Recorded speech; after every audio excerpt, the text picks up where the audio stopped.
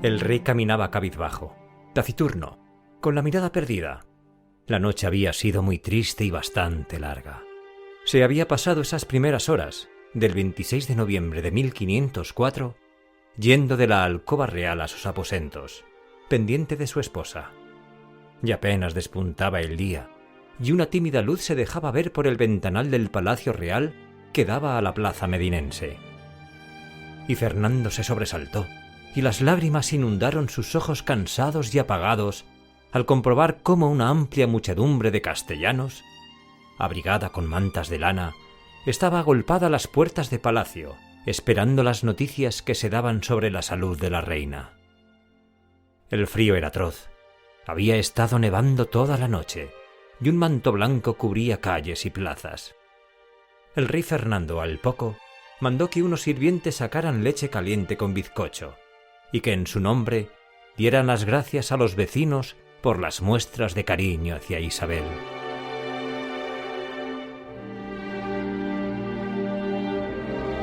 El día avanzaba, el cielo no dejaba de nevar, y la tristeza inundaba las casas de Medina del Campo y de toda Castilla.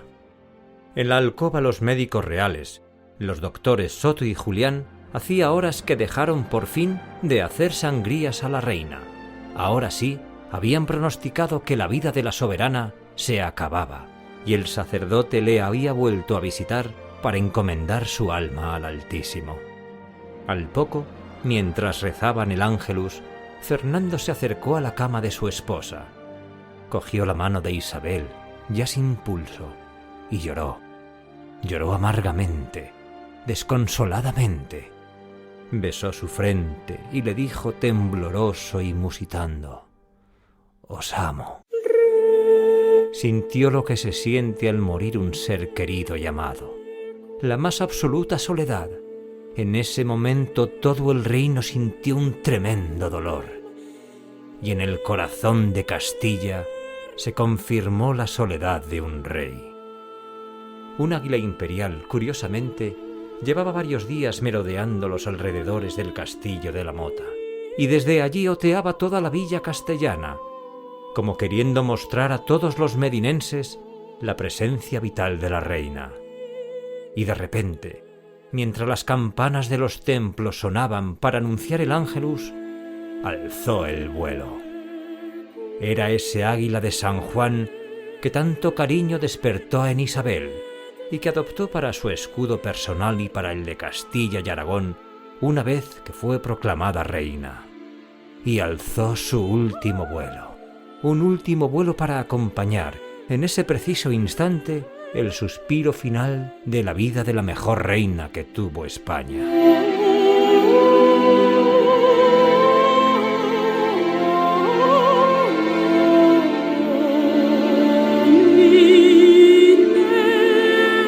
Isabel de Castilla acaba de morir. Eran las 12 de la mañana del 26 de noviembre de 1504, a la edad de 54 años. Y el rey apenado, y con el alma rota, escribió cartas a los reinos, ciudades y villas. Hoy día de la fecha de esta, ha placido a nuestro Señor llevar para sí a la serenísima reina doña Isabel, mi muy cara y muy amada mujer, y aunque su muerte es para mí el mayor trabajo que en esta vida me podía venir, por una parte del dolor de ella, por lo que en perderla perdí yo, y perdieron todos estos reinos, me atraviesa las entrañas.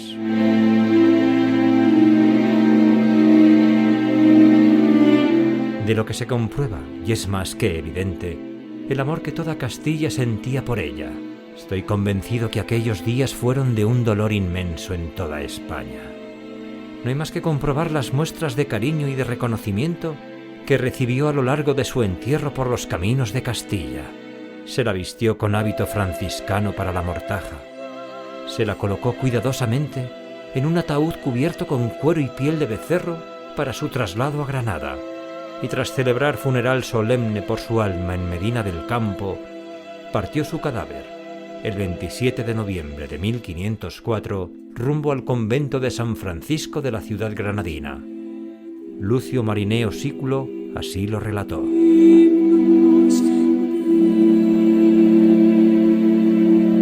Cuyo cuerpo vestido un hábito de la Orden de San Francisco, como ella lo había mandado, con gran número de caballeros y sacerdotes, fue llevado a la ciudad de Granada. A la tarde fueron alzados los pendones por la reina doña Juana, como señora propietaria de estos reinos, y por el rey don Felipe, como su legítimo marido, en presencia del rey don Fernando, que quedaba por gobernador de los reinos. Y los cronistas e historiadores recogieron lo siguiente.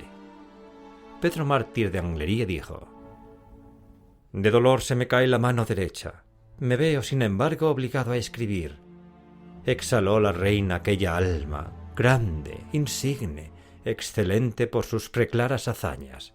La faz de la tierra se ve privada de la más admirable de sus adornos».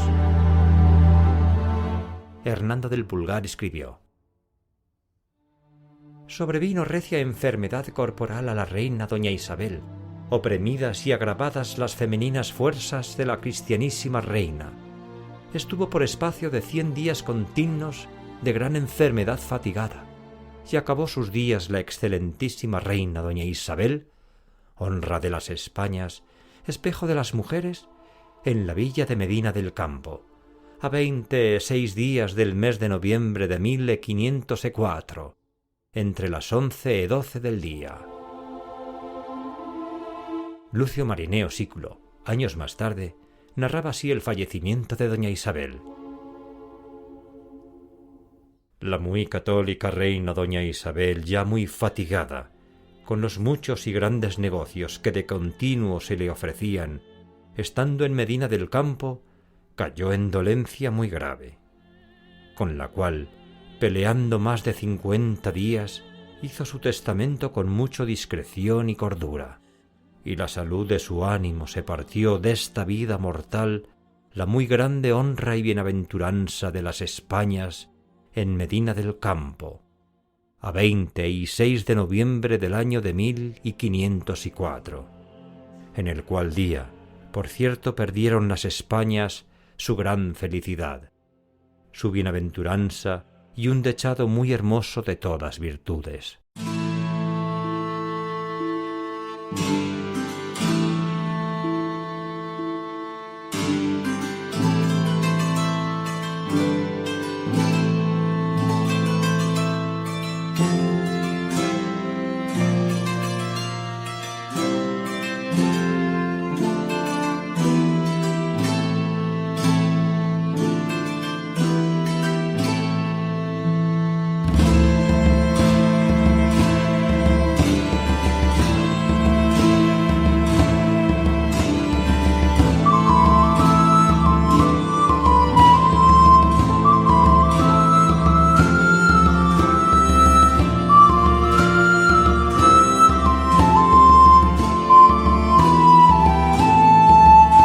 Saludos, queridos amigos oyentes y apasionados de la historia del mundo hispano, de esta historia común a muchos pueblos iberoamericanos. Una historia que tratamos sin revisionismos, sin tabúes, sin miedos y sin complejos.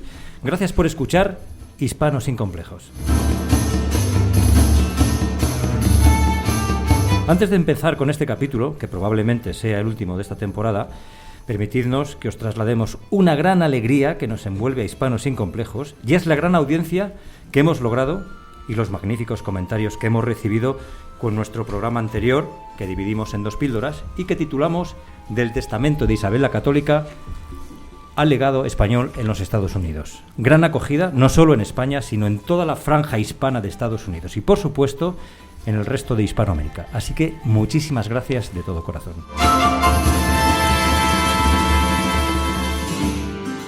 Roberto Alonso, saludos, bienvenido. Estarás contento, estarás ufano, admirado con toda esa audiencia, y además que me lo ha contado un pajarito, con la posibilidad de poder hacer un programa de Hispanos Sin Complejos en Texas.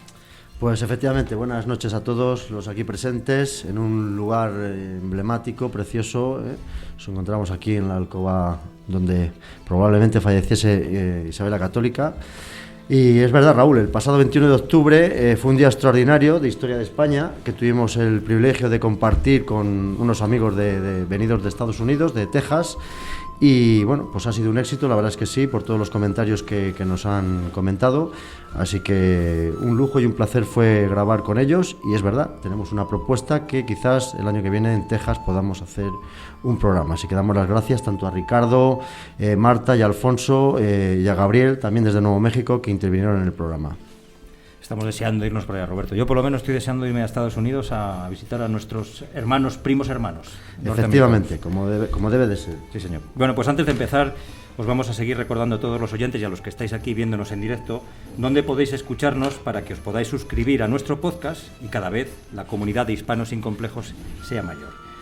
Ya sabéis, nos escucháis en Spreaker, en iVoox, en Spotify, en Apple Podcast, o simplemente escribís en el buscador de Google Hispanos Sin Complejos, y allí vais a encontrar todos nuestros enlaces y vuestras sugerencias, preguntas, propuestas, etcétera, en nuestro correo hispanossincomplejos@gmail.com. Y en Facebook también estamos, Hispanos Sin Complejos. Por cierto, si entráis en Facebook, no dejéis de dar al me gusta.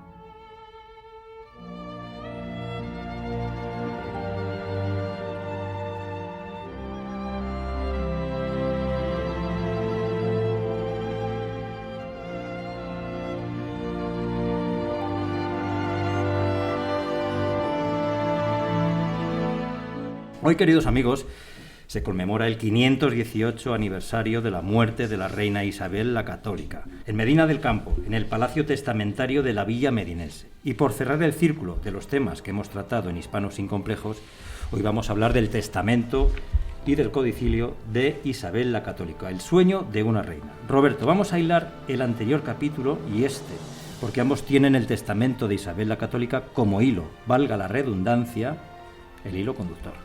Así es, cuando surgió la posibilidad de realizar los 2 programas, pues decidimos encauzarlo de esta manera, teniendo presente el testamento de Isabel, que yo creo que nos marca de manera clara, bueno, pues su postura o su visión en aquellos inicios de la empresa americana, ¿no?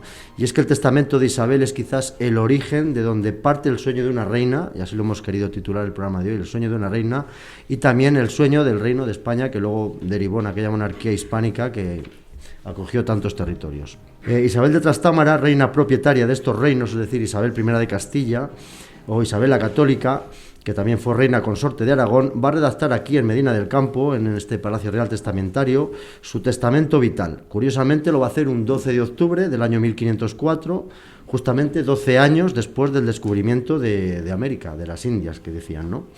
Se lo dictó al escribano real, que entonces lo era Gaspar de Gricio, y tan solo faltaban 44 días para su fallecimiento. Fue recogido en ese castellano de aquella época, solemne, de principios del siglo XVI, su lengua materna junto con el portugués. Hemos de recordar que su madre era portuguesa, pero 3 días antes de morir, no conforme con todo lo expuesto en él, va a ampliarlo en un codicilo que realmente es una delicia por todo lo que ahí se expresa, ¿no? Todo el documento en sí, en general, es de una exquisitez moral impresionante. Desde aquí pues os recomendamos su lectura pausada, sosegada, asimilando y comprendiendo pues todos los pormenores de un documento histórico realmente fundamental para la historia de España, ¿no? Así que nada, Raúl. Pues, queridos amigos, oyentes, los que estáis escuchándonos a través de las ondas, adivinad dónde nos encontramos hoy. Os damos 5 segundos para que lo adivinéis. Si no lo habéis acertado, Roberto, aunque ya lo has dejado entrever antes, sí, sácanos de dudas, por favor. Pues nada, Hispanos sin Complejos se encuentra hoy en la Villa de Medina del Campo, hoy 26 de noviembre de 2022, en un lugar excepcional, sobrecogedor, con un halo de misticismo y de estar reviviendo la historia tal cual pasó y sucedió hace ya más de 5 siglos. Nos encontramos precisamente en la habitación donde falleció la reina Isabel de Castilla, en el Palacio Real Testamentario, aquí justo en la Plaza Mayor medinense. Y justo estamos detrás de la cama donde presuntamente falleció nuestra reina. Sí, para conmemorar como se merece este 518 aniversario de su fallecimiento, de la mejor reina posiblemente que hayan tenido estos reinos y de la hispanidad entera. No le podíamos hacer mejor homenaje que tratar de mostrar a todos los que nos escucháis su soberbio legado. Yo siempre he mantenido la convicción de que este texto debería ser leído y conocido pues por los alumnos de educación, ¿no? Todos los que cursan estudios primarios y secundarios en nuestros colegios deberían tenerlo presente. Y también en todos los colegios del mundo hispano, obviamente. Así comenzaríamos a comprender lo que España y la hispanidad hizo a lo largo de los siglos y dejar atrás todo ese relato negrolegendario que últimamente invade todo, parece que todo lo hicimos mal. Y si eso hacemos, si eso enseñamos a nuestros hijos, pues ellos comprenderán nuestra historia, es más, la amarán y la conocerán sin atisbo a error. Y conocerán de primera mano lo que realmente sucedió, no lo que otros han querido o han pretendido que sucediese, ¿no? O que nos lo han tratado de contar de otra manera después. Bueno, en fin, que yo creo que para conocer algo, para amar algo hay que conocerlo y evidentemente si no conocemos el testamento no lo podemos apreciar. Así que desde aquí incitaros o indicaros a que escuchemos, a que leamos ese testamento.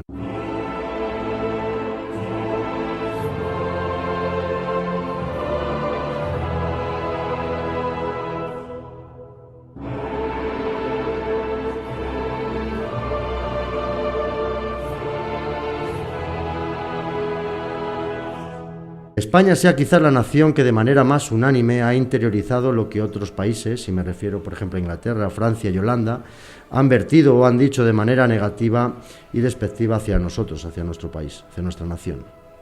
Incluso un alto porcentaje de nuestros compatriotas pues les da la razón. Recientemente he leído un informe que se publicó no hace mucho a nivel europeo y preguntaban qué nación del viejo continente era la más patriota y la que menos. Curiosamente, la menos patriota, la que más desafección despierta entre sus propios habitantes es España. A que les parece curioso, ¿verdad? Y paradójico. Pues bueno, pues todo esto es necesario que lo sepamos para comprender el final de un mandato, de toda una vida de una mujer que decide realizar un epitafio tan soberbio y sublime como colofón a toda una existencia realmente excepcional.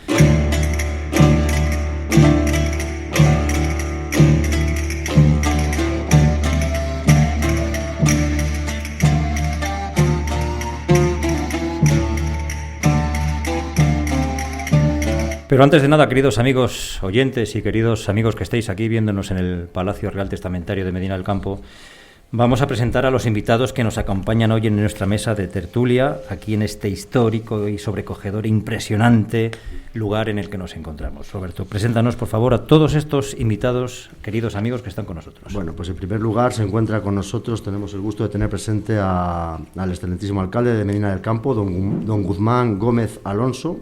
Hombre, parecido que nosotros Alonso Gómez. Curioso, ¿eh? Curioso. Así que nada, es tu casa, no te voy a decir bienvenido, así que nada, estate como en tu casa. Pues Roberto, Raúl, muy buenas noches. Gracias por haber tenido la deferencia de transmitir desde este lugar mágico para Medina y también para todos los hispanos, ¿no? Y sobre todo para España, yo creo, un referente que es el lugar donde testa y donde muere nuestra querida reina Isabel la Católica. Bienvenidos a todos los presentes en este palacio, sobre todo vecinos de Medina del Campo, también vecinos de Arévalo, de Madrigal, ciudades muy vinculadas y que trabajan mucho también por apostar por esa historia que tenemos, por ese patrimonio y sobre todo por seguir dando nombre e importancia a aquel momento en el que vivimos y en el que éramos el centro de un gran imperio, y por lo tanto pues orgulloso de compartir mesa tanto con vosotros dos como con el padre José Luis Rubio Willen, un referente también, un amigo para mí, un referente en mi vida, el único cura que hasta ahora me confiesa y al que me atrevo a contarle todos mis pecados, y es la primera vez que esto lo confieso en público, pero es así, lo puedes corroborar tú después, José Luis. Sí. Y también con nuestra teniente de alcalde, con Olga Moino y con Jesús Medina, que también pues trabajan por el beneficio de nuestra villa. Pues nada, ya nos has anticipado a todos, así que nada, también damos la bienvenida a Olga Moino, teniente alcalde también. Para nosotros es un placer tenerte aquí con nosotros y que nos acompañes, así que nada, también estate a gusto en tu casa, que es tu ciudad de nacimiento. Bueno, pues buenas noches a todos, un placer, por supuesto, igual que ha dicho el alcalde, compartir con vosotros estos momentos. Tuve la oportunidad de conoceros hace poquitas fechas cuando emitisteis el anterior programa, fue una auténtica delicia y creo que eso ha sido un poquito el brote de este siguiente programa y ojalá de muchos más. Os deseo lo mejor. Nosotros encantados de venir a Medina del Campo, ya sabes que a Medina y yo tenemos una vinculación muy especial, no lo voy a repetir en todos los programas porque ya la gente lo sabe, y así que yo estoy encantado de venir a Medina a estar con vosotros y por supuesto a estar con todos los vecinos de Medina del Campo. Olga. Pues un placer y vamos a ver qué sacamos. Muy bien, seguro que algo bueno. También queremos dar las gracias en este punto pues a Nadia y a Patricia, concejalas de aquí del Ayuntamiento, con las que hemos intercambiado también en estos tiempos, bueno, pues programas, ideas y bueno, que también estemos aquí también es fruto de esa inquietud que tenéis en Medina, ¿no?, por hacer programas de este tipo o fomentar la cultura y la historia común de esta manera, ¿no? Así que nada, agradecemos tanto a Nadia como a Patricia, incluso a la secretaria de Guzmán, Leticia, todas estas gestiones que hemos estado realizando estos días atrás. También, en segundo lugar, queremos dar la bienvenida a don David García Esteban, gestor del Palacio Real Testamentario. Gestiona todas estas instalaciones y luego nos hablará un poquito del Palacio Real. También se encuentra con nosotros, como ya lo ha presentado Guzmán, don José Luis Rubio Willen, responsable de la Comisión Isabel la Católica, dependiente del Arzobispado de Valladolid, y que lleva todo ese proceso de causa de santidad de la Reina. Así que muchas gracias, José Luis. Ya nos hemos curtido 1000 batallas de este tipo, así que muchas gracias por venir con nosotros. A vosotros, y un placer el estar aquí y pasar un rato agradable. Bueno, y por último ya para presentar a don Jesús Ángel Martín Carvajosa, Jesús Medina para los amigos y lo que le conocemos bien, responsable y creador de la página Héroes de la Hispanidad. Buenas noches y gracias por estar aquí, Jesús. Muchas gracias, Roberto. La verdad que, bueno, estoy muy contento de estar aquí en esta ocasión tan especial, en un sitio tan emblemático y con tanta historia como es este Palacio Testamentario, rodeado de todos los aquí presentes. Y bueno, espectadores medinenses y forasteros que se han acercado hasta aquí. Y bueno, a todos los que nos están escuchando también desde cualquier punto del mundo. Y antes de comenzar el programa, quiero daros un regalo a todos los que estáis aquí delante de los micrófonos. Lo podéis abrir, tenéis un sobre. Bonito, Es una ilustración de la reina Isabel la Católica defendiendo a los nativos americanos.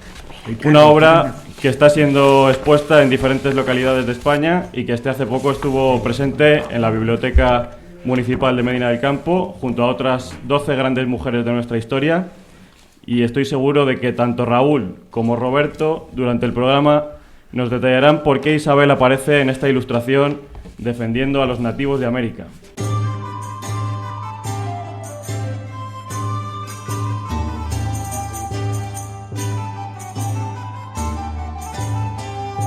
A los invitados de la mesa de tertulia, sed bienvenidos a este ya 7º programa de Hispanos sin Complejos, donde ya habéis visto que vamos a tratar la historia de España con la importancia que tiene y el reconocimiento que se merece. Algunos contertulios ya nos conocemos. No os voy a decir nada, pero a los que empezáis por primera vez en estas lides de hablar por los micrófonos, muchísimas gracias por acudir a nuestra llamada y disfrutad y hacernos disfrutar. Insisto, muchísimas gracias a los que estáis aquí y vamos a ponernos cómodos, abrid bien las orejas que vamos a pasar un rato de historia espectacular.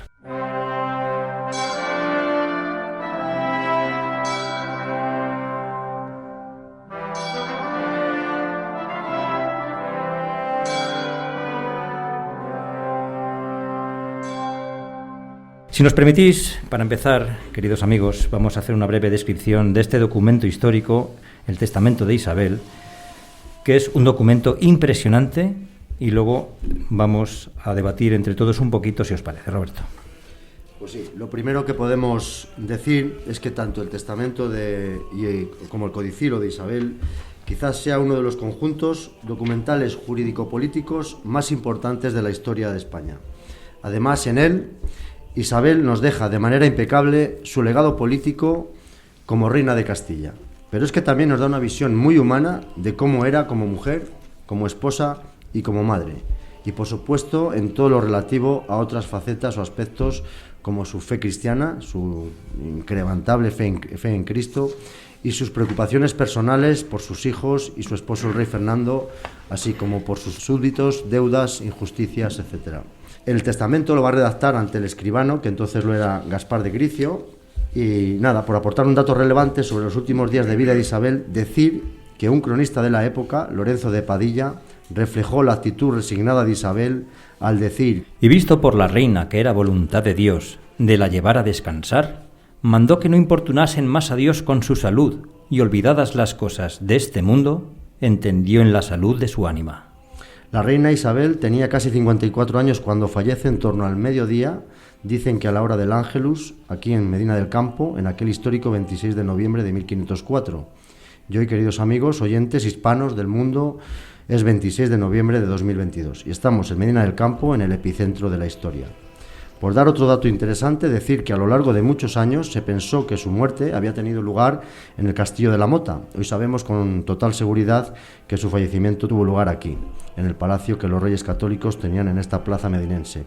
El historiador, una eminencia en la vida de los Reyes Católicos, el que fuera rector de la Universidad de Valladolid, don Luis Suárez, dice en referencia al Castillo de la Mota: aquí no murió Isabel la Católica, sino en el palacio que había cercano a la iglesia colegiata de San Antolín, en la Plaza Mayor. Y el que fuera cronista oficial de Medina del Campo, don Ricardo Sendino González, aportó también un documento que prueba que la muerte de Isabel acaeció en dicho palacio, que recibe en la actualidad el nombre de Palacio Real, como bien indicamos, y un antiguo cronista de Medina, el reverendo don Gerardo Moraleja, lo encontró y lo envió a la Real Academia de la Historia. En dicha diligencia, que data de 1547, el entonces regidor de la villa, Díaz de Mercado, protestaba por la instalación del peso de la villa en dicho edificio, y lo dijo en los siguientes términos: no conviene que cosa y vive ni de baixo trato, ni aun de alto, esté en la derecha.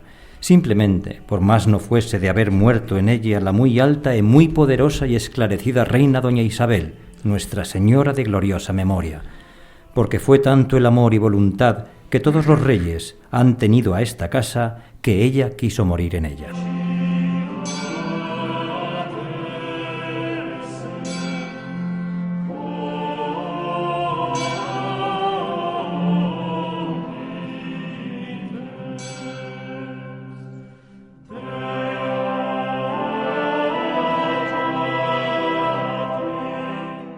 Para entender por qué se hace un testamento en aquella época, en el siglo XV o siglo XVI, hay que tener en cuenta las leyes que sobre materia sucesoria había en Castilla en aquella época, y que se basaban fundamentalmente en dos leyes. Por un lado, la ley del ordenamiento de Alcalá, de 1348, y por otro lado, las partidas del rey Alfonso X el Sabio, en concreto la sexta, que trata de los testamentos y las herencias, y que se tenían por la tercera fuente de derecho castellano. Y es que un testamento en aquella época era ley, y ley fundamental. Isabel lo hizo así. Lo hizo no como persona individual, sino como persona propietaria del reino de Castilla, pensando que ella era la responsable máxima del reino, y desde ese poder real que le pertenece como reina de Castilla.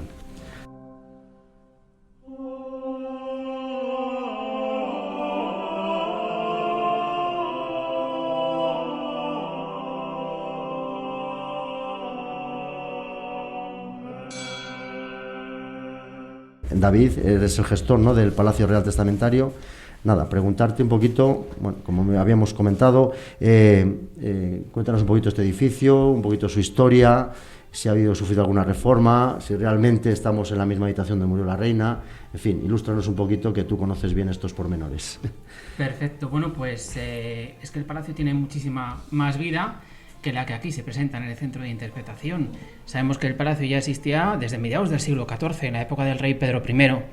Además, también sabemos que sufrió una gran reforma unos cuantos años después, a finales del siglo XIV, cuando llegó aquí Fernando de Antequera. Fernando de Antequera, el abuelo de Fernando el Católico, que nació aquí en este mismo palacio, al igual que sus hijos también, Alfonso V, Juan II de Aragón, el padre de Fernando el Católico, nacieron aquí en este palacio. De hecho, los visitantes nos preguntan muchas veces que a ver a quién le pertenecía el palacio, si a Isabel o a Fernando, cuando les contamos todo esto. No, en realidad el palacio le pertenecía a la reina Isabel. Él lo recibió por herencia de su padre, del rey Juan II de Castilla, al igual que el Alcázar, lo que conocemos como el Castillo de la Mota, y el resto de la villa de Medina del Campo. Y fue uno de los sitios en los que más tiempo pasó la reina Isabel. De hecho, pasó aquí el último año entero de su vida, y aquí dictó el testamento, como muy bien habéis dicho, el 12 de octubre del año 1504, falleció el 26 de noviembre de ese mismo año. Después del paso de la reina por aquí, por el palacio, ¿qué fue del palacio? Bueno, pues han pasado 500 años, han pasado también muchísimas cosas. El palacio siguió siendo palacio real. La última reina que parece ser que estuvo aquí morando, pasando unos días, fue la mujer de Carlos I, de Carlos V, la emperatriz Isabel. Y luego, a partir de ahí, parece ser que tuvo diferentes usos. También ha sufrido varios incendios y se fue dividiendo con el paso del tiempo. Y ahora mismo nos queda un trocito muy pequeñito de ese palacio, que lo conservamos gracias a que se ha mantenido en uso, a que está ligado al Ayuntamiento de Medina del Campo y ha tenido muchísimos usos muy diferentes. Llegó a ser hasta cárcel municipal, pero luego también ha sido dependencias del Ayuntamiento. Y el año que viene se van a cumplir 20 años, en mayo del año 2003, la Junta de Castilla y León lo declara bien de interés cultural como sitio histórico. Y es en ese momento cuando el Ayuntamiento de Medina pues empieza a pensar en lo que tenemos hoy en día, en ese centro de interpretación del personaje histórico de la reina. Es decir, que en el trocito de palacio que se ha conservado se recupera ese pedacito de la historia de este palacio. ¿Por qué la reina Isabel? Pues porque evidentemente a nivel histórico quizás es el personaje más importante que ha pasado por aquí, por este palacio y por Medina del Campo. La habitación donde estamos es una recreación de aquella habitación donde... Exactamente, es una recreación del cuadro de Eduardo Rosales. Tenemos aquí también una copia de ese cuadro, el original está en el Museo del Prado, no sé si lo habéis visto, es espectacular, es enorme, mide 4 metros de largo, y sabemos que además Eduardo Rosales, para hacer ese cuadro, hizo un montón de estudios, hizo una investigación bastante profunda de cómo podía ser el mobiliario de la habitación de la reina. Y de ahí pues se ha sacado esa habitación, que sacada del cuadro la tenemos aquí, haciendo de fondo de este programa de radio. Sobrecoge, de todas maneras, aunque sea una recreación, sobrecoge. Además, con esta luz de noche, quizás llama un poquito más la atención, y sobrecoge y acoge también. Sí, desde luego que sí. De todas maneras, si no fue aquí, sabemos que en estos muros... Sí, se sabe más o menos dónde estaban los aposentos de los reyes. El palacio, como os digo, ahora queda un trocito muy pequeño. Que es donde estamos palacio, ahora, lo que queda. Exactamente. El palacio ocupaba toda la manzana entera, y parece ser que los aposentos de los reyes estaban en una parte un poco más retirada, un poco más protegida también por temas de seguridad, y estaban como un poco a la parte de atrás, cerca de las huertas, según aparecen en los documentos. Visitantes al palacio, supongo que todos los días será un constante goteo de personas que quieren visitar un lugar histórico como este, evidentemente. Sí, afortunadamente, el Medina del Campo, después del Castillo de la Mota, el Palacio Real Testamentario y el Museo de las Ferias quizás son dos de los recursos más visitados. Nosotros tenemos al año en torno a los 20.000 visitantes. Antes de la pandemia, ahora estamos ahí recuperándonos poco a poco. Así estamos todos. Eso es. Y luego además también de los que vienen, tenemos también gente de aquí de Medina, de la comarca, que acuden también a todas las actividades que se organizan desde estos centros. ¿Vienen toda España, extranjeros también? Sí, todos los supuesto. Sitios. Aparte de la habitación, de la recreación de la habitación donde falleció la reina Isabel, ¿qué más podemos ver en el Palacio Testamentario que tú gestionas, que tú llevas? Bueno, pues lo primero que ve el visitante o se encuentra el visitante al entrar es una aproximación histórica de lo que era este sitio y por qué Medina del Campo, por qué los reyes católicos, mejor dicho, venían tanto a Medina del Campo, por qué la reina vivió aquí, a través de un pequeño vídeo de introducción. Luego además se encuentran con ese otro trocito de historia, de más vida que ha tenido el palacio. Hay una sala nueva que se ha inaugurado este año que habla sobre Fernando de Antequera. Y luego ya nos metemos de lleno en la época de la reina Isabel, hablamos un poco de la gastronomía y del vino, hablamos del tercer viaje que firmó parte de ese tercer viaje que hizo Cristóbal Colón se firmó aquí en este Palacio de Medina del Campo. Hay una sala que habla sobre esas aventuras del tercer viaje. Hay otra sala que nosotros llamamos la Sala de la Reina. ¿Por qué? Porque es en esa sala es donde se cuenta toda la historia de la reina, desde que nace hasta esa política internacional tan importante que pusieron en marcha los Reyes Católicos.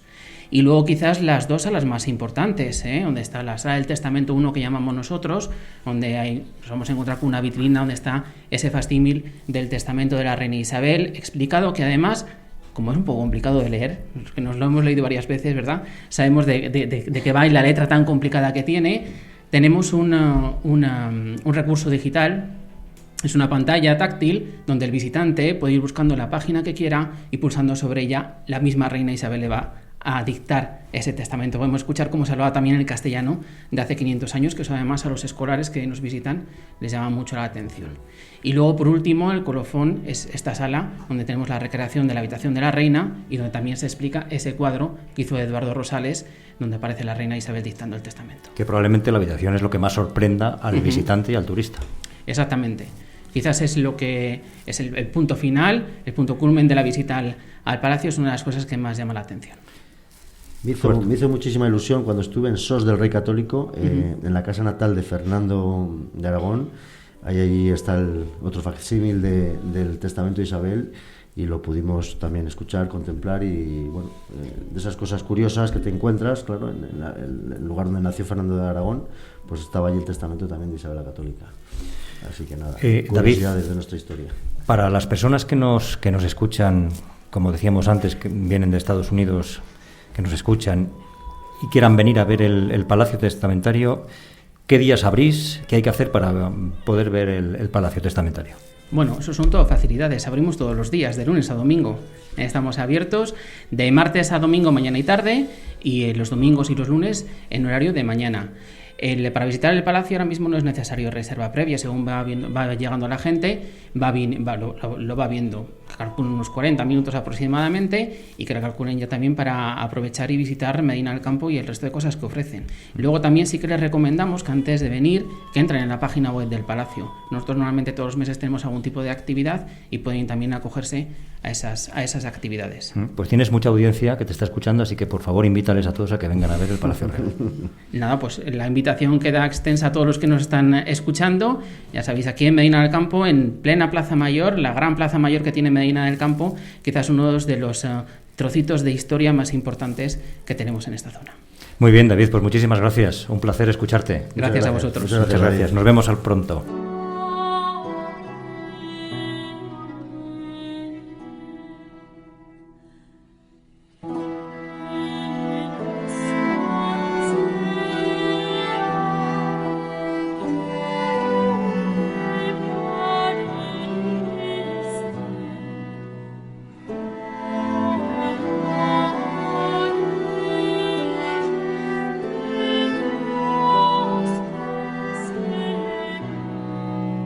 Bueno, Roberto, pues vamos a seguir hablando del testamento, porque sí, el testamento es el testimonio de la mente del hombre en el que muestran cuál es su postrimera voluntad. Mientras que un codicilio es una manera de escritos pequeños que hacen los hombres después de que han hecho sus testamentos para crecer o menguar o mudar alguna de las mandas que habían hecho en ellos. Esto se ve de manera muy clara en el caso de Isabel, Roberto.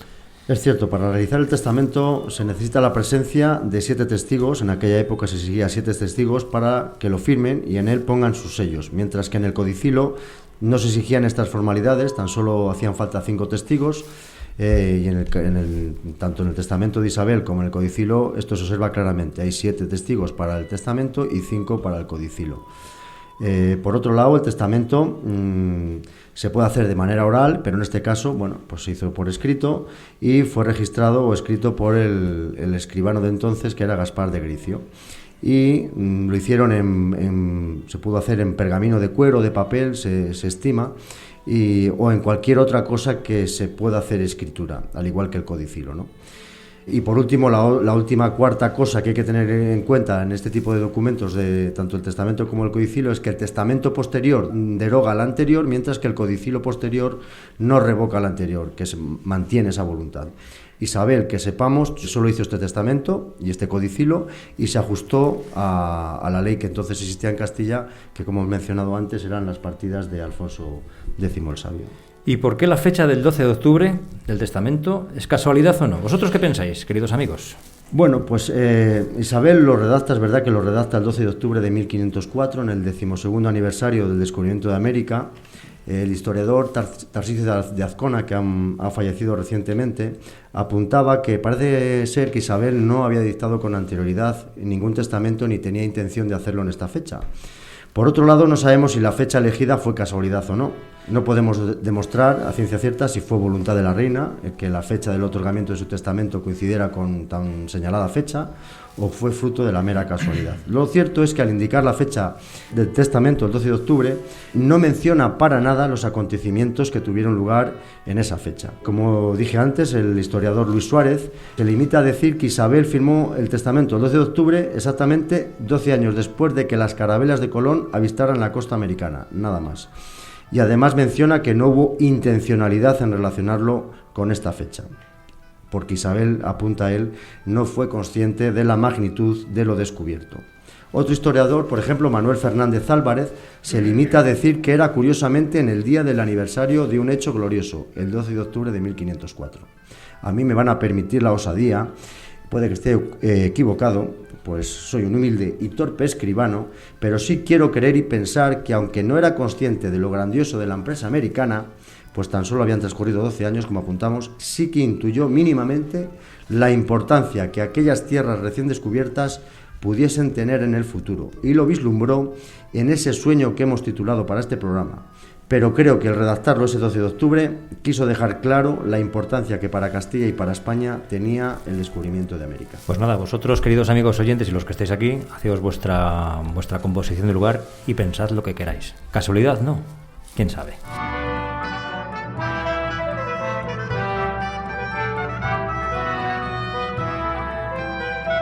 ¿Cómo es el testamento de la reina? ¿Cómo fue escrito, Roberto? Pues se trata de un testamento llamado in scriptis y abierto, es decir, otorgado ante un escribano que lo redacta y que lo escribe ante 7 testigos, como hemos dicho.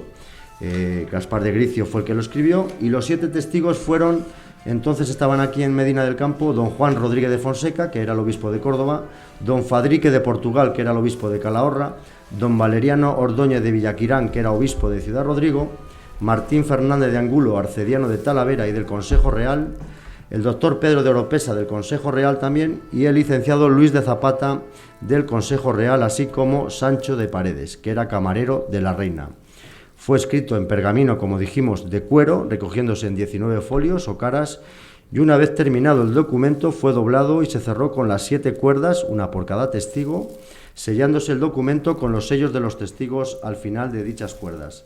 De todo lo cual en el documento original quedan pequeños restos. ¿Cómo comienza el testamento? Con una introducción solemne donde profesa su profundo amor a Cristo y a la fe católica. La reina Isabel, debemos apuntar que era una cristiana muy convencida, muy comprometida, tenía una fe impresionante por Cristo y va a realizar una invocación exquisita de entrada en el testamento, donde se va a encomendar a la Santísima Trinidad para dejar clara su condición de cristiana católica y como fiel seguidora de Cristo. Dice así el comienzo, nada más lo apunto. En el nombre de Dios Todopoderoso, Padre, Hijo y Espíritu Santo, 3 personas y una esencia divina. Además también, en esa introducción, solicita el amparo de la Virgen María, a la que llama Reina de los cielos y Señora de los ángeles. También cita a los arcángeles San Miguel y San Gabriel y el resto de santos, haciendo especial mención a San Juan Bautista, precursor y pregonero de nuestro Señor Jesucristo, a San Pedro y San Pablo, príncipes de los apóstoles, a San Juan Evangelista, al que cita como mi abogado especial, al apóstol Santiago, padre y patrón de estos mis reinos, a San Francisco de Asís, padre, otro sí, mío muy amado, él tenía mucha devoción a San Francisco, de hecho era terciaria franciscana, y a San Jerónimo y a San Diego, en que cada uno de ellos tengo yo especial devoción. Esta es la invocación que hace Isabel al principio del testamento, basándose en su fe. Luego, posteriormente, la reina se identifica con todos sus títulos, tanto los propios como los que corresponden a su marido, que es lo que se conoce como intitulación. y se reconoce como reina de Castilla, de León, de Aragón, de Sicilia, de Granada, Toledo, Valencia, Galicia, Mallorca, Sevilla, Cerdeña, Córdoba, Córcega, Murcia, condesa de Barcelona, señora de Vizcaya, etcétera. Cita todos los títulos que ella posee en ese momento, ¿no? Después va a manifestar su capacidad para testar y dirá: estando enferma de mi cuerpo de la enfermedad que Dios me quiso dar, es sana y libre de mi entendimiento, añadiendo además una protestación de fe expresando su deseo de vivir y morir en esta santa fe católica. En este punto sí que debemos destacar que para hacer testamento las leyes castellanas, como decía antes las partidas, exigían plena capacidad del enfermo en entendimiento y cordura para testar, es decir, que si no estaba acuerdo, no tenía entendimiento, razón, no podía testar. En el caso de Isabel, parece que ese proceso de enfermedad no la impidió perder el conocimiento, ¿no? Posiblemente estemos hablando de que su enfermedad fuese un cáncer de útero, no parece ser que tuviese también fiebres constantes, sino más bien debió tener un debilitamiento paulatino en su cuerpo, y aunque sí que debió tener algún cuadro, parece ser delirante, fruto de ese cáncer, ¿no?, que la afectaba y que terminó finalmente con su vida. El cronista Alonso de Santa Cruz, en su crónica, dice que le fue creciendo la calentura a tanto que muchas veces la sacaba de juicio y la hacía decir algunos desatinos.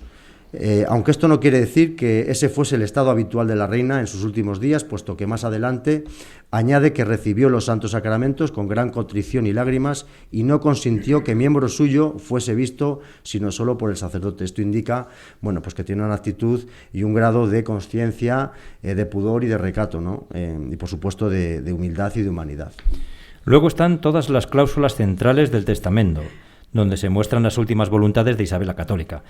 Texto enormemente complejo, puesto que se van desgranando todas las facetas de una extraordinaria mujer. En ellas comprobamos cómo es una reina, como madre, como esposa y como creyente. Para terminar el testamento hay un protocolo final donde Isabel indica que otorgó su testamento ante un notario y varios testigos, indicando la fecha y el lugar de otorgamiento y rubricándolo temblorosamente de su puño y letra, y una suscripción notarial de Gaspar de Gricio, tras identificarse como notario público por la autoridad apostólica, secretario del rey y de la reina y su escribano público. Este señala que estuvo presente, Gaspar de Gricio, en el otorgamiento del testamento de la reina, junto a los testigos que ya hemos citado. Indica que él fue el responsable de la escritura de las 9 hojas de pergamino, de las que hemos dicho, que se compone el testamento, y a efectos de autenticidad, cada cara del testamento, puso 3 rayas de tinta y firmó. En la última incluye su signo notarial con el lema, entonces ponían Fiat Justicia, es decir, hágase justicia. El testamento de la reina Isabel tiene carácter de ley para el reino de Castilla. Muchas de esas cosas que dijo en el testamento, por no decir todas, casi todas se cumplieron. Así lo expresó Isabel como ley, que tenga fuerza y vigor de ley, porque mi merced e voluntad es que esta ley que yo aquí hago y ordeno revoque e derogue todas y cualesquieres leyes o fueros o derechos o costumbres e otras cosas también que les pudiese embargar. La reina designó como sus testamentarios, entre otros, por ejemplo, al rey Fernando y al cardenal Cisneros. Estos testamentarios, tanto el cardenal Cisneros como el rey Fernando Católico, estaban autorizados mediante un amplio poder para administrar libremente los bienes de la reina y de esta forma cumplir o ejecutar lo dispuesto en el testamento. Y por lo que respecta al codicilio, hay que indicar esto siguiente, Roberto. Pues el codicilio es prácticamente un calco del testamento, lo único que añade algunas cosas que ya no tenía claras en ese momento y que sí que lo va a redactar. Solo lo va a hacer ante 5 testigos y lo va a hacer el 23 de noviembre, justo a 3 días de su fallecimiento. Esta es mi última voluntad, la cual quiero que valga por codicilio, y si no valiere por codicilio, quiero que valga por cualquier mi última voluntad o como mejor pueda o deba valer.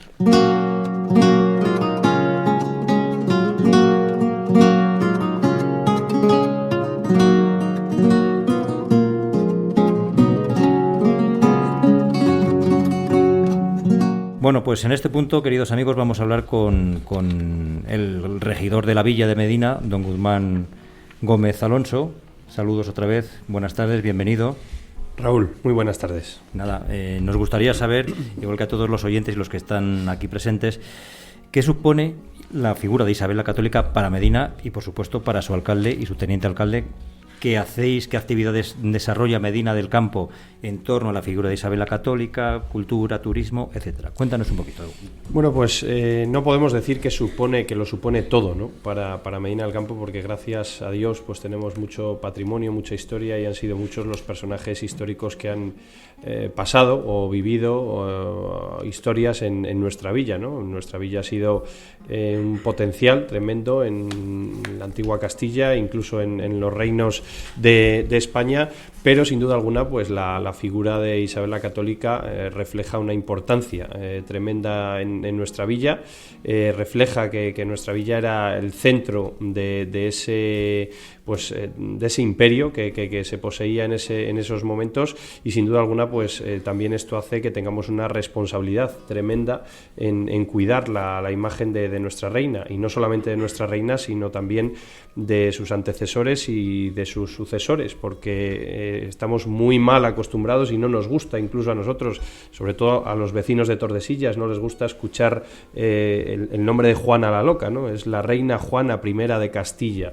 Pues estas cuestiones para nosotros son muy importantes, la imagen de Isabel, toda su historia, todas las historias que surgen a su alrededor, de la vida, de los hechos, de cómo actuó, pues por desgracia, en algunas ocasiones se quiere tergiversar, se quiere cambiar esa historia o se quiere desfigurar a modo de ciertos intereses, ¿no? Y la realidad es que fue una reina y una gran mujer, una mujer avanzada, una mujer adelantada, que luchó no solamente por su reino, sino también luchó por una serie de valores, entre ellos los valores católicos, y como católicos que somos, en mi opinión y bajo mi persona, responsablemente, pues creo que es una figura que debemos de defender, de cuidar su nombre y de estar muy orgullosos, porque repito, si no nos lo dio todo, sí que nos dio mucho, y ser la villa donde fallece una de las mujeres más importantes de la historia de España, pues significa que Medina no solamente ha sido, sino que es algo muy importante, y esa responsabilidad pues pesa también en nuestras espaldas en la gestión diaria, a nivel turístico, a nivel patrimonial y también pues a nivel cultural, porque debemos de continuar con ese legado, debemos de seguir transmitiendo esa cultura y esos datos, esa historia real, que por mucho que algunos quieran cambiar, pues nunca va a cambiar, porque el yugo y las flechas no los inventó nadie más que Isabel y Fernando. Por lo tanto, por mucho que algunos quieran cambiar esa imagen y distorsionar la realidad, pues yo creo que es una defensa férrea que debemos de mantener, sin complejos, sin miedos, como lo hacéis vosotros en cada programa, y por eso pues os he agradecido al principio, al inicio del programa, pues vuestra presencia en esta villa, y desde luego que desde el gobierno de este ayuntamiento, y aquí me acompaña la teniente alcalde, pues no tenemos complejos, no tenemos miedo, y estamos muy orgullosos de lo que fue Medina del Campo, de lo que es Medina del Campo, y sobre todo de lo que significa la figura de Isabel la Católica para nosotros. Es que yo creo que es importante, bueno, no solo este programa, sino bueno, el que la cultura, la historia se diga como realmente ocurrió, no como que otros quieren que ocurra ahora, después de tiempo, ¿no? Y yo creo que es importante decirlo, y decirlo alto, y decirlo claro y sin miedo, porque es importante que las generaciones que vienen después pues tengan presente tal cual sucedieron las cosas, ¿no? Es verdad que como toda obra humana hubo cosas que se hicieron mal, pero como toda obra humana hubo cosas que se hicieron muy bien. Por eso yo creo que programas de este tipo o iniciativas que hay, que me consta ahora a nivel nacional, están por ahí Héroes de Cavite, incluso bueno, otras asociaciones a nivel de España y de Hispanoamérica, el difundir la historia de España realmente, cómo ocurrió, pues creo que es importante, y por eso os damos las gracias tanto a ti como a Olga, que ahora la preguntaremos un poquito, bueno, pues por poder realizar este tipo de iniciativas que creo que no tienen mucho interés en la gente, pero que van calando, y es importante que esto se oiga, porque yo creo que, como bien apuntabas, sin complejos y sin miedos hay que seguir reivindicando nuestro pasado y nuestra historia tal cual fue, ¿no? Y alcalde, entre esas actividades, pues que hacéis una semana renacentista preciosa en el mes de agosto, pero seguro que a lo largo del año hacéis un montón de actividades culturales para atraer turismo y seguir enfocando, promocionando la figura de Isabel. Pues sí, efectivamente, y de Isabel y de toda su familia. Hace unas semanas, un par de semanas, no sé si el fin de semana pasado o hace 2 ya, pero recreamos la llegada, la última visita de Carlos I de España y V de Alemania a su paso por Medina del Campo de camino a Yuste, y pues lo que aquí se consumó, la relación que tenía con Rodrigo de Dueñas. De hecho, se hace una especie de recreación en el Palacio de Dueñas, y seguimos manteniendo pues esas recreaciones que enseñan y manifiestan los sucesos que aquí acontecieron con personajes históricos, como el emperador Carlos, por ejemplo, o como el infante de Aragón. Yo creo que el medinense más importante, o la persona más importante que ha podido tener esta villa, ¿no? Por lo tanto, la figura de Isabel se recrea y se apuesta por ella y protagoniza pues distintos momentos, sobre todo en la actividad diaria y semanal de este palacio, gestionado por la empresa de David y de sus compañeros, un gran equipo que poco a poco pues va difundiendo esa vida de Isabel y ese paso que tuvo por Medina del Campo a través de distintas actividades, no solamente realizadas para los mayores, sino también para los niños, porque es muy importante que los mayores conozcamos y nos cultivemos de nuestro pasado, pero también es muy importante que los niños lo conozcan desde el principio, precisamente para eso, para que con 15 años, si alguien quiere distorsionar esa realidad o confundirles, pues al menos que tengan ese juicio de valor y probablemente no puedan hacer cara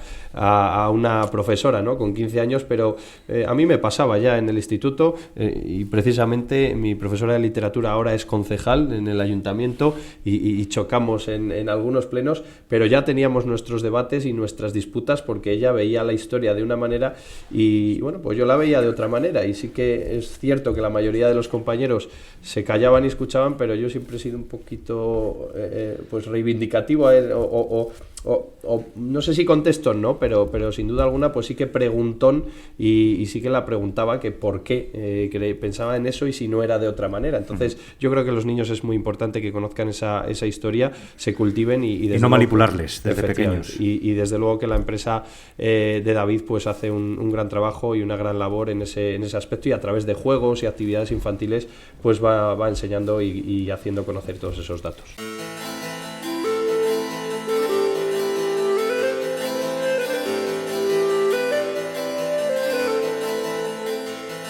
La católica Isabel, viendo venir vencedor al famoso Garcilaso,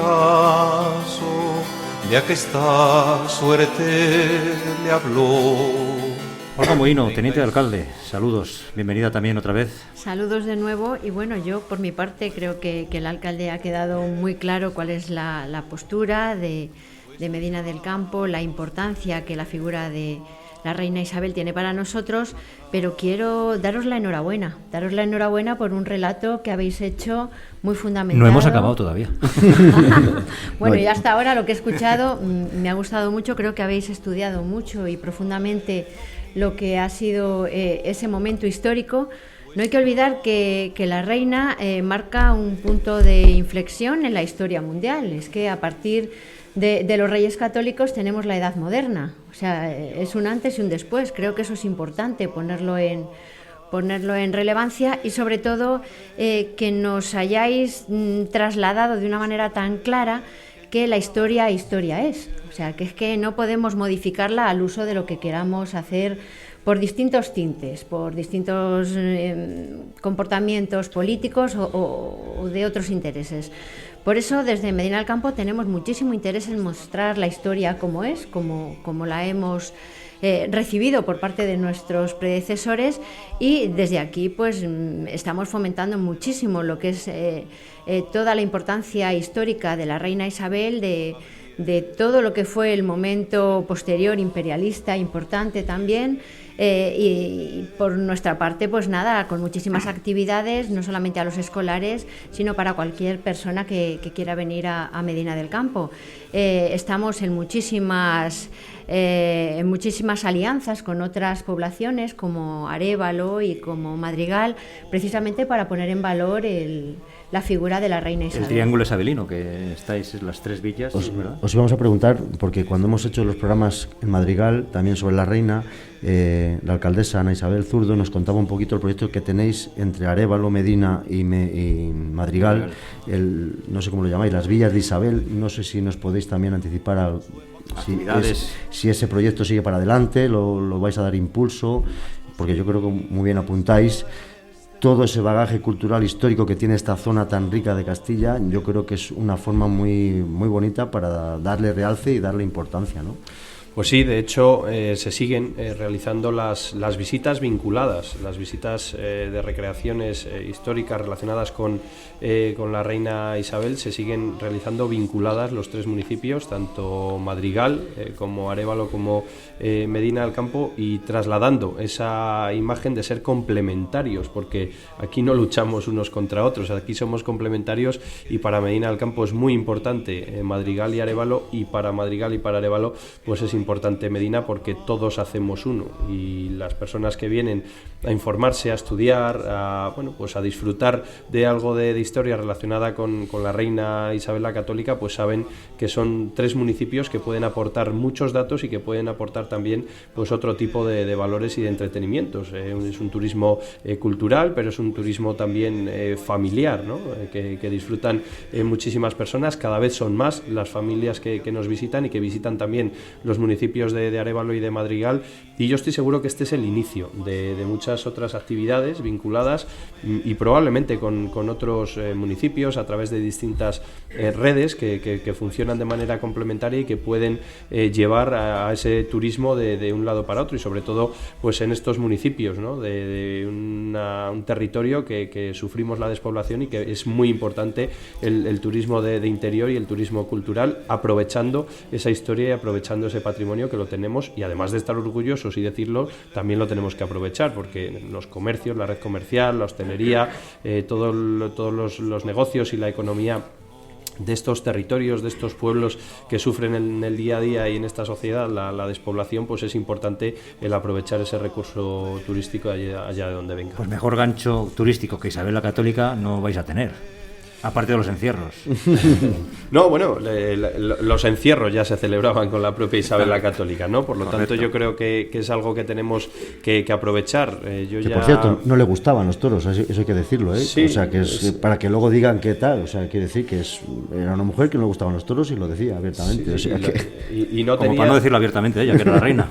No tenía ningún complejo, yo creo, y por eso hablaba antes del carácter que tenía Isabel la Católica y de lo avanzada que era. Yo creo que fue una mujer que fue abriendo camino. Evidentemente tenía muchas más posibilidades que cualquier otra mujer, porque para eso era la reina, pero también disfrutamos de otros personajes como Santa Teresa de Jesús, ¿no? En la que realizó aquí su segunda fundación, en la villa en la que se reunió con su querido amigo San Juan de la Cruz, y a esa sí que la gustaban más los toros, ¿no? O por lo menos sí que los tiene presentes en sus escritos, en sus escrituras, y bueno, pues yo creo que hay que vincular un poco todo, ser complementarios, no solamente en los municipios, sino también pues con todas las tradiciones que tenemos y nuestras costumbres, y en ese aspecto pues intentar aprovecharlo también y vincularlo, ¿no? Yo personalmente pues también hemos hecho alguna propuesta, y en un futuro pues si Dios quiere saldrán otras actividades vinculadas con Santa Teresa, con la reina, con los encierros, etcétera, porque yo creo que eso también es una apuesta firme. No solamente hay que venir a disfrutar de un encierro en el presente, sino que también puedes venir a disfrutar de un encierro aprendiendo cómo eran y por qué se hacían los encierros en la época de Santa Teresa. O sea, yo creo que una cosa no quita la otra. Afortunadamente vengo mucho yo por Medina del Campo, y siempre que paseo por sus calles se respira historia, se respira cultura, se respira Isabel la Católica. Está presente en el ambiente de Medina. Olga. Sí, efectivamente, es que es la villa, era su villa por antonomasia. Aquí no hay que olvidar que en esa gran plaza mayor de la que estamos al lado, pues la reina tenía la orden dada de que no se iniciaba ningún mercado sin escuchar primero misa desde ese balcón del Pópulo de nuestra colegiata de San Antolín, con lo cual creo que todo eso remarca mucho el carácter religioso y de fe cristiana de la reina Isabel. Y desde luego que fue una mujer de convicciones, que lo que pensaba lo trasladaba, y eso hasta el fin de sus días con ese testamento. Alcalde Guzmán Gómez, un placer, muchísimas gracias por estar en nuestros micrófonos de Hispanos Sin Complejos. Pues Raúl, Roberto, ya como he dicho antes, el placer ha sido mío de ocupar un ratito y de tener unos minutos para poder manifestar lo que significa la imagen de Isabel la Católica para Medina del Campo, para nuestros territorios, y recordar que desde este equipo de gobierno y desde esta villa pues seguiremos apostando por nuestra historia, por nuestras tradiciones y sobre todo por los personajes históricos tan importantes que pasaron por esta villa y que dejaron huella. O sea, que no solamente pasaron, sino que dejaron muchas cosas muy buenas. Antes lo hablaba David en el caso de este Palacio Real Testamentario. Ahora conservamos un 10%, pero es que cuando la reina Isabel la Católica vivía, pues era un palacio que ocupaba toda esta manzana. Por lo tanto, ahí podemos ver cómo estos personajes apostaban por Medina y daban mucho más de lo que nosotros podemos ofrecer. Ahora tenemos un 10% de lo que en aquella época tenían. Por lo tanto, hay que recordarles de manera muy cariñosa y sobre todo pues hay que trasladar esa buena imagen y estar muy orgulloso de ellos. Y Olga Moino, teniente de alcalde, también un placer, una delicia escucharte también, así que nada. Bueno, pues un placer para mí también y muchísimas gracias por darnos la oportunidad de presentar a Medina del Campo al mundo. Eso es muy importante. Medina del Campo, como además la gran villa de las ferias, que además tiene un lugar reseñado en la historia universal, con lo cual muchísimas gracias a vosotros. Muy bien, os invitamos a que sigáis escuchando el programa porque hay cosas muy interesantes que escuchar, y si queréis participar en lo que vayamos diciendo, pues encantadísimos, tenéis siempre los micrófonos abiertos.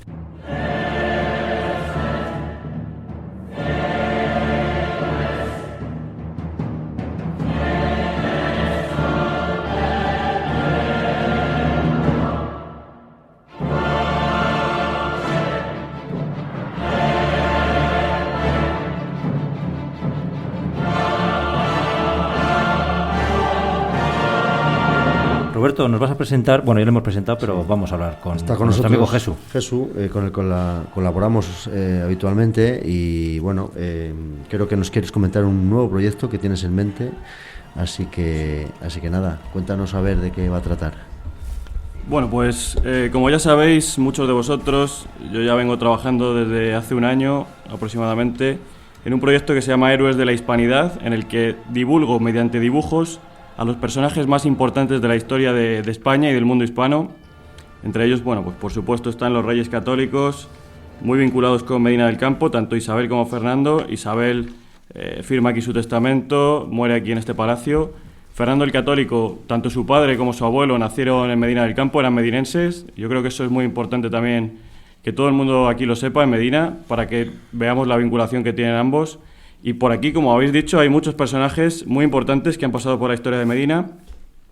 Por ejemplo, tenemos a Bernal Díaz del Castillo, que viajó junto con Hernán Cortés y participaron en la conquista o la liberación de la Nueva España, lo que hoy en día conocemos como México. Bueno, pues liberando a esos pueblos que estaban oprimidos por los mexicas o aztecas. Tenemos personajes como San Vicente Ferrer, que es el que trae aquí las primeras procesiones de disciplina de la Semana Santa, de la que tenemos que estar muy orgullosos también y fomentar, porque la Semana Santa en Medina del Campo es importantísima y deberíamos también de potenciarla todo lo que podamos. Tenemos otro personaje también, el tío de Fernando el Católico, Alfonso V, que nace también en este palacio y que conquistó nada más y nada menos que el reino de Nápoles. Un medinense que conquista el reino de Nápoles.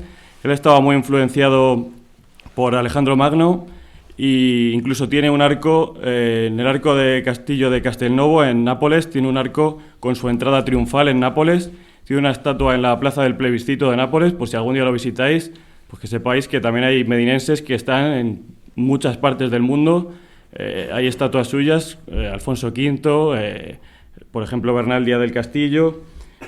Bueno, pues tenemos un montón de personajes, la verdad. Y bueno, lo que yo quiero comentaros ahora es el proyecto que va a ir dedicado a la ruta por los lugares en los que pasó Isabel la Católica, mediante estos dibujos, pues fomentar pues esos lugares, ¿no? Empezaría por Madrigal de las Altas Torres, la localidad donde nació, pasando por Arévalo, lugar donde pasó su infancia, Valladolid, donde se casó con Fernando el Católico, que por cierto, el que casa a los Reyes Católicos era capellán de Medina del Campo de la iglesia de San Justo, de San Justo, así que otro personaje más muy importante que casó a los Reyes Católicos. Estáis que lo tiráis en Medina, ¿eh? Estáis que lo tiráis. Sí, la verdad que sí, que hace poco estuve con José Luis en el Palacio de los Viveros, rememorando esa boda. Es un sitio espectacular, la verdad. Está al lado del hospital clínico, por si cualquiera lo quiere visitar, en nuestra ciudad vecina de Valladolid. Bueno, en Segovia, que es donde se coronó la reina Isabel la Católica. Santa Fe y Granada, donde se culmina la Reconquista y donde está enterrada Isabel. Y por último, pues nuestra villa, Medina del Campo, donde firma su testamento y donde murió Isabel la Católica. Y yo creo que todos los medinenses deberíamos de volcarnos con dos fechas muy especiales en las que Isabel fue protagonista y que ocurrieron en Medina del Campo, haciendo recreaciones históricas, homenajes, programas como este y todo tipo de actividades. Una es el 12 de octubre, como habéis dicho antes, Día de la Hispanidad. Además de haberse descubierto América, ese día Isabel comienza a dictar su testamento. Yo creo que es posiblemente el documento más importante de la historia de España y uno de los más importantes de la humanidad, porque en él defiende a los nativos americanos. Ese legado que dejamos en América, los castellanos, los hispanos, en el que se defiende la vida de los nativos americanos, se respetan sus bienes también, y sus últimas palabras en el testamento iban en esa dirección. Y bueno, el otro día es el día de hoy, 26 de noviembre, el día en el que muere Isabel la Católica en Medina. Yo creo que esas dos fechas, el 12 de octubre y el 26 de noviembre, Medina debería de volcarse para hacer todo tipo de actividades en esas dos fechas. Y nada, por ejemplo, una de ellas podría ser, ¿por qué no?, hacerle una ofrenda floral en las estatuas de Isabel. Yo creo que sería bonito también, como hacen en Zaragoza con la Virgen del Pilar, ¿no? Pues podríamos hacer nosotros también algo así.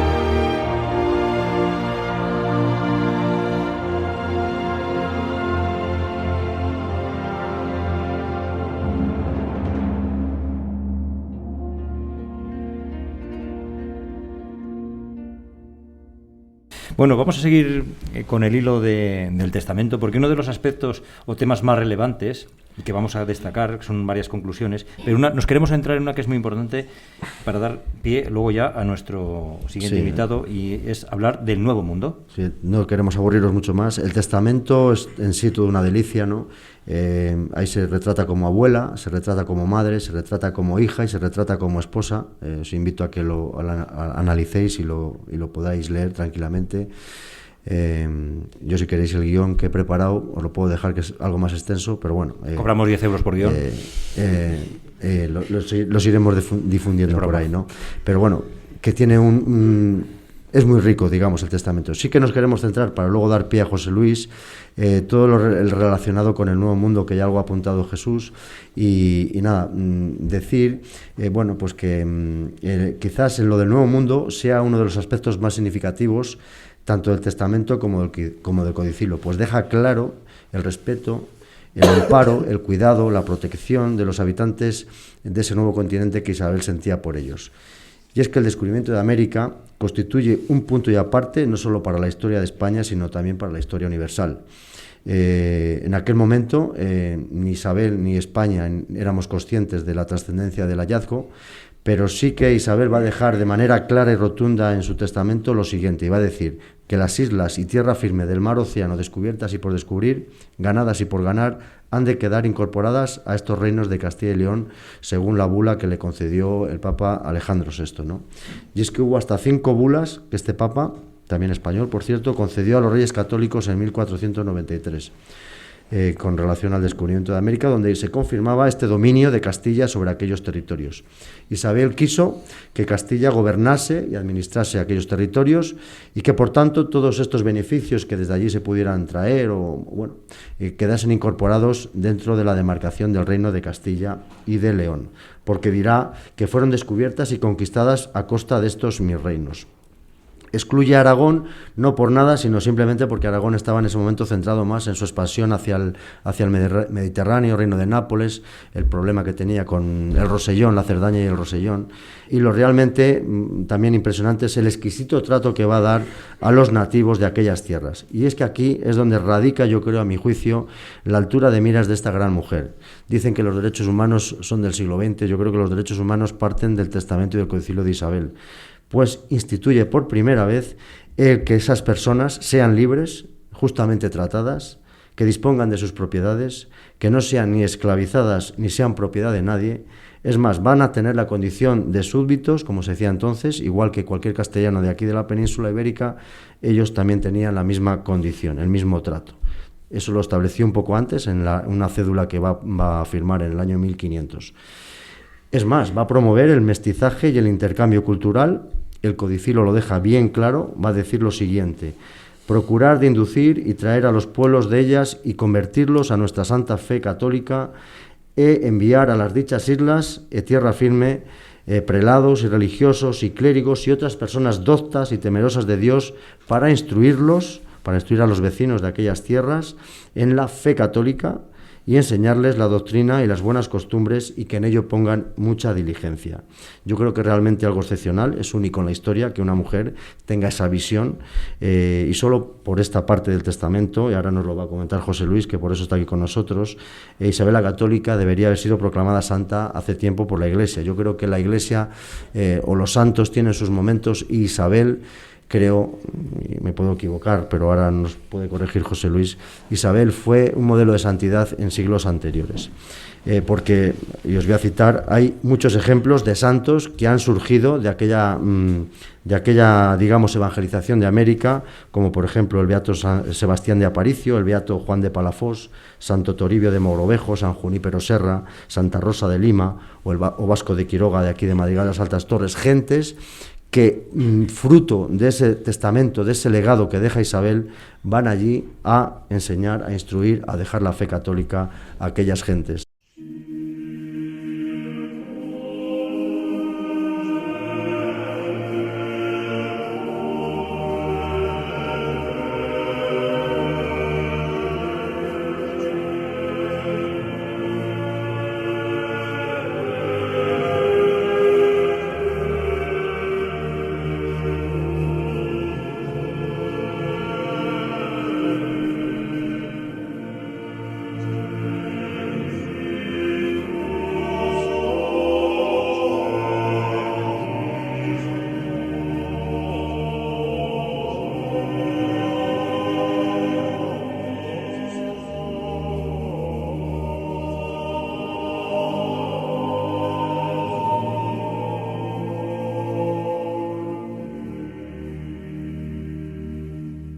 José Luis Rubio, bueno, voy a rematar la jugada que ya te la he dejado ahí, sí, para la bandeja, Es un placer el estar con vosotros. Quería saludar al cronista de Arévalo también, don Ricardo, que además tiene muy buenos libros escritos sobre también Isabel la Católica, Las Angustias, el último sobre Ignacio de Loyola, un gran intelectual, y nunca pensó que Isabel la Católica pudiera ser santa, pero ahora ya cree en Isabel la Católica, en la santidad. Él está aquí. También quiero saludar a Carlos Burgos, que es también un intelectual y ahora está muy involucrado con el Ayuntamiento también de Valladolid y demás, en esa unión que va a haber entre Irlanda y Valladolid por ese rey irlandés que murió en Simancas y que están buscando los restos que no aparecen, Carlos, todavía no han aparecido, no aparecen. Y fue muy bonito porque entregamos a todos los irlandeses, que vinieron un montón de ellos desde Irlanda, la medalla de Isabel la Católica y la insignia. Y en Simancas, en el castillo de Simancas, ¿sí?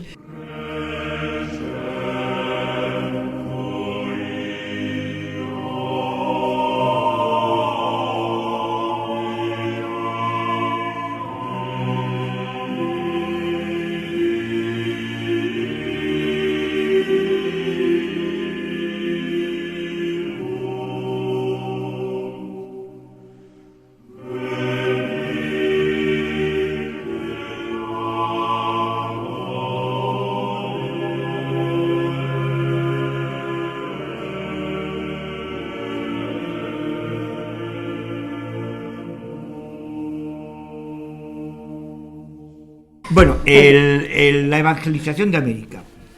El proceso de Isabel la Católica está terminado, con mis dos anteriores, terminado, impecable, en bandeja y costeado íntegramente. Esto es otra cosa providencial, porque lo ha costeado un empresario, todos los gastos del proceso, lo cual eso ya es una cosa que es milagrosa, como yo digo, y está terminado. Milagro, para que lo aprueben, de la curación de un cáncer de un tumor cerebral a un sacerdote también, y eso es como está el proceso.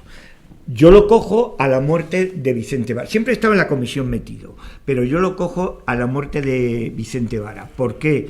Porque ya lo retomo y entonces a mí lo que me toca, yo hago un planteamiento porque dentro de la comisión había gente ya mayor que se habían jubilado, otro había muerto otro había quedado con Alzheimer, entonces tenemos que hacer una renovación.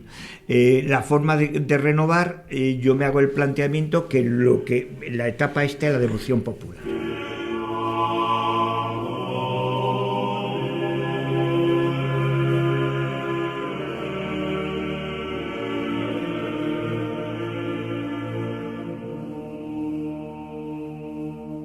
Entonces, el momento que estamos es el momento de la devoción popular.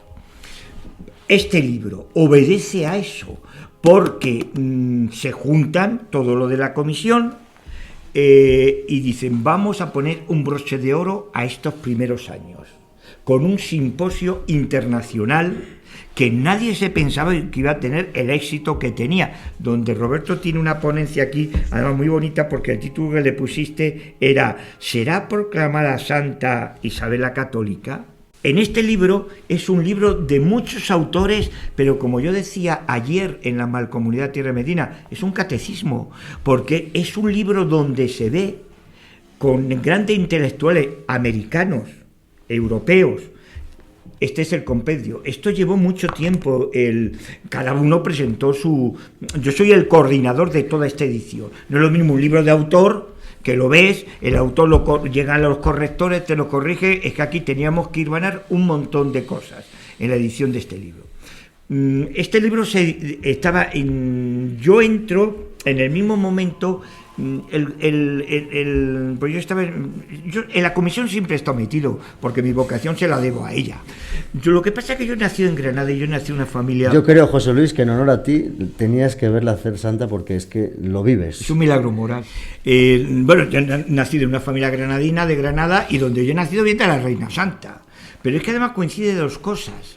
La única persona que vivía, mi padre ha muerto con 108 años, cerca de 109 años, con plenitud de conocimiento, y mi padre era el único que vivía, porque la Capilla Real de Granada nunca ha sido violentada, ni por los franceses, ni por la contienda de la Guerra Civil.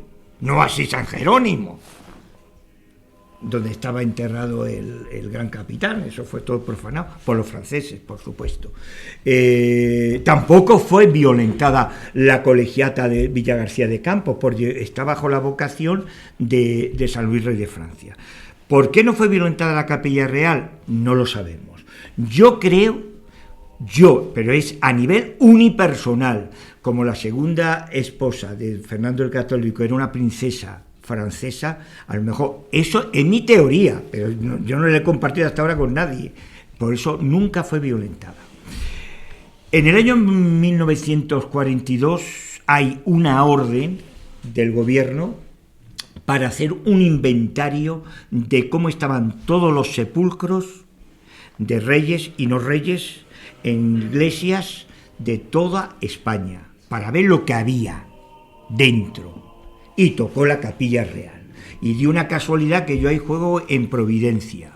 Mi padre y mi tío Manolo, que entonces luego fue general de Estado Mayor y gobernador militar de varios lugares, entonces era comandante del Tercio Isabel la Católica, donde estaban todos mi padre y todos, hicieron la guerra. Ese tercio hizo una promesa: si los que quedaran con vida se erigirían en cofradía, que sigue existiendo eso actualmente, claro. Virgen de los Dolores, todos los lunes santos sale. Tercio Isabel la Católica. Mi padre estaba en la Capilla Real, como nadie murió, ni no entraron en batalla, pues cofradía que sigue existiendo a través de todos los hijos y nietos y bisnietos de toda esa gente. Y mi padre fue enviado a la Capilla Real para coger una reliquia de la reina, para que en el paso, en Andalucía hay costumbre de cada imagen lleva adelante un relicario, con la reliquia de un santo. Y entonces, estando allí, llegaron y abrieron, estaba mi padre, dio esa casualidad y abrieron el sepulcro. El sepulcro están los restos intactos, reducidos, porque la reina, una cosa que es muy importante decir, ella pide ser amortajada, libre de alhajas y con el hábito de franciscana. Entonces ella y ser enterrada al ras del suelo, el Alhambra, primer monasterio que funda el Real de San Francisco. Ahora es parador y allí está enterrada, se conserva intacto. Y su esposo también, que murió 16 años después. Y los restos estaban allí, reducidos cuando lo bajó Carlos V, que ahora se ha cumplido los 500 años, este año, de la bajada de los restos. Fernando el Católico era un año más joven que ella, era un poquito más bajo que ella. Ella era un poco más alta, el príncipe de Maquiavelo perfecto, corpulento y demás. Y ella era pues más alta que él y cerraron y quedó documentado de que allí no había sido violentado los restos de ellos, ni Juana de Castilla, ni Felipe el Hermoso, ni el infante, el príncipe Miguel de Paz, que murió a las pocas semanas de nacer. Este libro cierra el colofón de ese, por así decirlo, de esos años del proceso de beatificación en un simposio. Este simposio se inscribieron unas 300 personas, ¿no, Roberto? Unas 300 personas me parece que llegaron, ¿no? Bastante, sí. Sí, una barbaridad de gente. Mucha gente. Y de muchos lugares, de México vinieron de Hispanoamérica, vino mucha gente, sí. Gente con unos niveles formativos tremendos. ¿Y cómo fue aquello? ¿Cómo fue esta odisea? Porque esto hay que saber las verdades. Este es un libro de verdades, no de perder tiempo. La diferencia que hay entre el descubrimiento de América, por ejemplo, y lo que hicieron luego los ingleses y los franceses, es que nunca fue colonia América. Las Américas fueron continuación de lo que era ese gran imperio español que tenía el estado de bienestar más grande que podía existir en lo que se conocía como tierra entonces. ¿Y cómo era ese imperio español cuando se descubre América? Pues toda Europa era de España. ¿Por qué? Porque todo queda unido por Juana, Felipe el Hermoso, Maximiliano de Austria, que era el imperio austrohúngaro, polaco, alemán, Países Bajos, y de Francia, el reino de Navarra y toda parte de hasta las Landas, la mitad de Francia para abajo era de la corona de Castilla y el Rosellón y toda esa parte de la corona de Aragón. La parte de medio era Francia y lo de arriba, los bretones y los normandos, hasta ahí claro. Italia, salvo el centro, las dos Sicilias, el milanesado, todo era España. Y todo el centro y los Países Bajos, fijaros. Y el estado, y las Canarias y las islas, y la Filipinas, bueno, las Filipinas vienen después, pero era un estado de bienestar tremendo. España tenía eran los dueños universales, que equivaldría igual que decir del gas natural y del petróleo. Y diréis, ¿por qué? Porque tenía el monopolio mundial de la mesta. Y esa la gente no es consciente de lo que es la mesta. Solamente se podía vestir en aquella época, en todo lo que se conocía como mundo, con dos fibras: la lana para el invierno y el lino para el verano. Y la seda quedaba como una cosa simbólica para la clase aristocrática. La lana era y entonces el monopolio mundial lo tenía. La producción era toda España. La manufacturación se hacía en los Países Bajos. Eso fue una gran equivocación para mi punto de vista. Pero bueno, la gran producción era esto, las leyes de la mesta y demás. Entonces, cuando se descubre América, todo aquel indio, toda aquella nueva raza queda equiparada, ciudadanos iguales que los españoles. Iguales que lo de España. Eso es una cosa grandiosísima.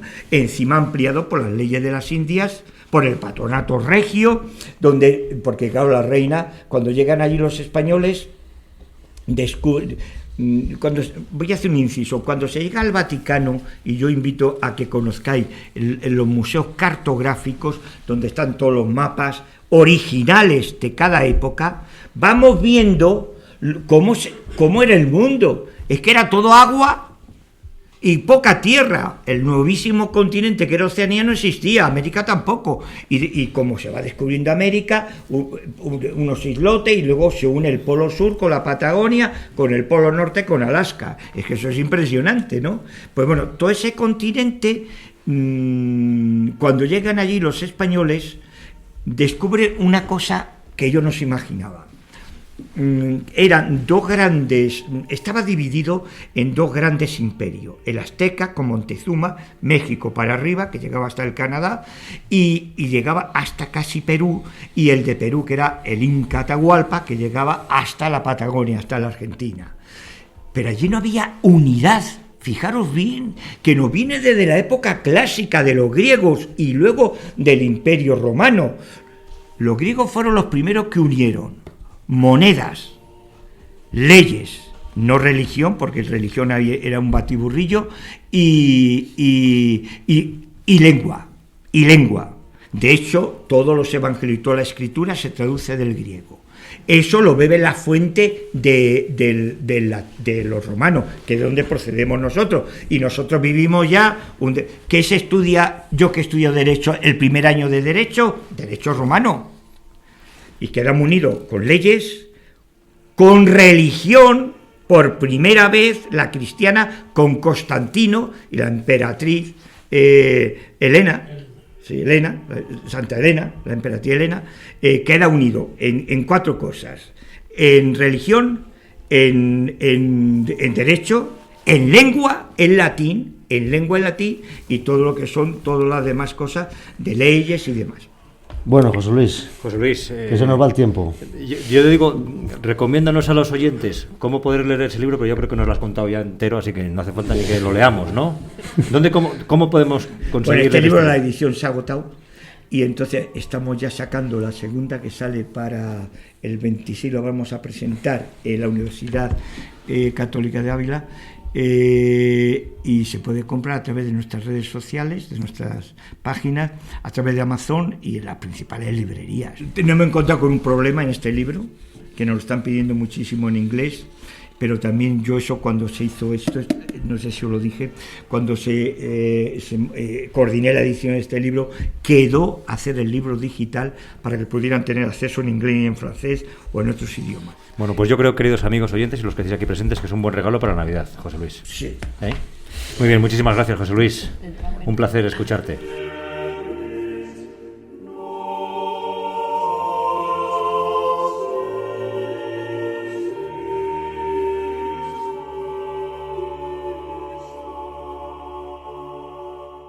Bueno, vamos a terminar, queridos amigos, este programa de Hispanos sin Complejos. Entendedme bien con lo que vamos a hablar, porque vamos a hablar del funeral y el entierro, no lo toméis a pecho. Así que, porque el entierro de Isabel fue un homenaje a su vida, a su persona, camino de Granada. Las personas salieron a recibirla, a rendir la pleitesía y a despedirla dándole muestras de cariño y de admiración. Es verdad, Raúl, es que Isabel tenía muy claro desde el principio, y antes lo apuntó José Luis, que no nos ha dejado terminarlo, que quería ser enterrada en el monasterio de San Francisco de la Alhambra. ¿Ves, José Luis, como yo lo tenía aquí para el final? Lo que hoy es el actual parador que tú muy bien has indicado. Allí todavía se conserva la lápida funeraria, la primitiva lápida funeraria, que nos recuerda que la reina Isabel la Católica estuvo aquí sepultada desde 1504 y su esposo el rey Fernando desde 1516. Se trasladaron sus restos, como bien indicas, a la Capilla Real en 1521. No obstante, ella fue consciente de lo costoso del traslado de sus restos, por eso dejó dicho en el testamento que si no podía ser en Granada, fuese en el monasterio de San Juan de los Reyes en Toledo como primer destino. En segundo lugar, dejó dicho que fuese, si no pudiese ser en Toledo, en el monasterio de San Antonio de Segovia y en última instancia en cualquier otro convento franciscano cercano a Medina o en la propia Medina.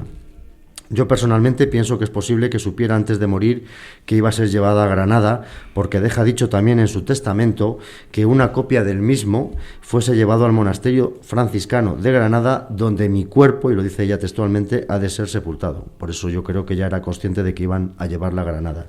Sus restos, tras el funeral celebrado aquí en la colegiata que tenemos cerquita de la plaza de Medina, en la misma plaza de Medina, que se celebró en aquella mañana del 27 de noviembre, fueron llevados directamente a Granada nada más morir. Fue un traslado enormemente complicado, no solo por lo largo del recorrido, sino también por la pésima climatología que había en aquella época en España.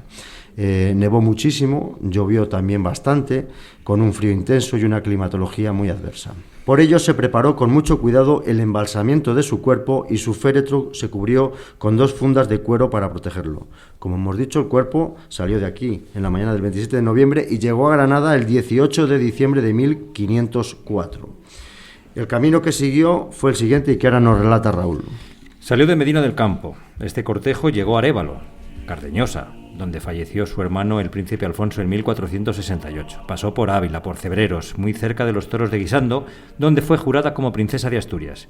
También cruzó San Martín de Valdeiglesias, Toledo, donde su cuerpo estuvo 2 días en San Juan de los Reyes, maravilloso convento que se construyó para conmemorar la victoria de los portugueses en Toro, donde se ofició una solemne Eucaristía para su eterno descanso.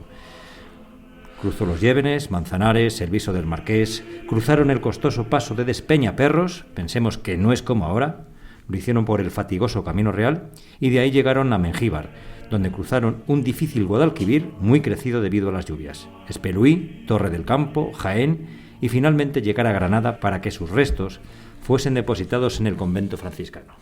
Como bien decía José Luis, fue enterrada de manera humilde, ataviada con el hábito franciscano, porque ella fue terciaria franciscana, en una sepultura baja, con una losa a ras de suelo, con letras esculpidas en ella de manera escueta, sencilla, sin ningún ornamento, indicando un poco más adelante que todos los gastos destinados a sus exequias se convirtieran en vestuario para pobres y que los cirios que para ella se emplearan fueran destinados a iglesias pobres y que sus testamentarios designarían para encender ante el sagrario.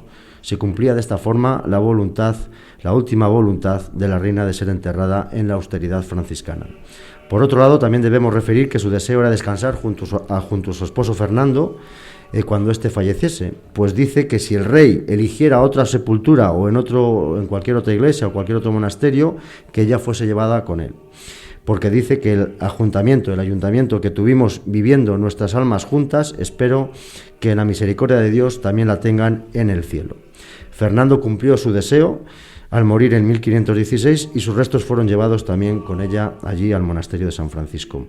Posteriormente su nieto Carlos I les trasladó a la Capilla Real de Granada. Todos los que hemos estado en ese recinto sagrado sabemos lo que allí se respira y lo que representa. Yo cada vez que entro, y he estado 3 veces, pues es un halo de misticismo, se te pone la piel de gallina, es un momento, digamos, que hay que vivir, ¿no? Es un respeto, la emoción te invade el cuerpo, la mente y el alma te dice que estás ante algo importante de la historia de tu país y yo creo que es, bueno, que todo español que bien se precie debe ir una vez por lo menos allí a estar presente, ¿no? La Capilla Real de la Catedral de Granada, dedicada a San Juan Bautista y San Juan Evangelista, fue creada por la propia reina mediante real cédula, 2 meses antes de su muerte, el 13 de septiembre de 1504, aunque su construcción se llevaría a cabo entre 1505 y 1517. Hay que indicar que el original del testamento fue depositado en Guadalupe, otro ejemplar permaneció en el Archivo Real y luego fue llevado a Simancas, donde hoy se encuentra. La Comisión de Isabel la Católica ha hecho un facsímil extraordinario de todo este conjunto literario y un documento importantísimo para la historia de España.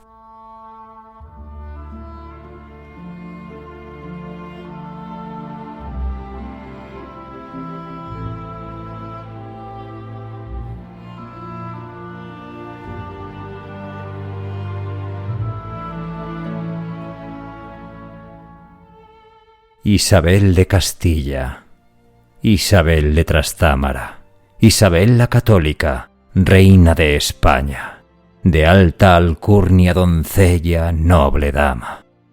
En Madrigal de Castilla, nacida la vida de infancia sentida, nombrada más tarde princesa de Asturias, alteza del reino de España. Pasan los años y de rey esposa, buena madre de dulce alma amorosa, reina sencilla, humilde, confiada, de León y de su Castilla la muy amada. Llegaste a Medina ya enferma, para legarnos una gran obra pensada, testaste sincera y con calma. Postrada en el lecho junto a tus damas, un 12 de octubre, esa fecha que hermana.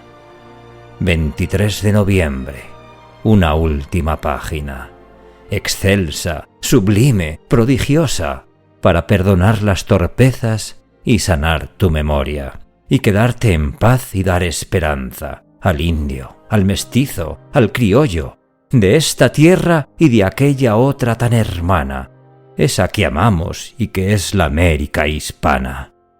Mujer que en Medina dejaste esta vida, y te hicieron sencilla mortaja, con sayal franciscano de hermana terciaria, funeral de reina, para pedir por tu ánima.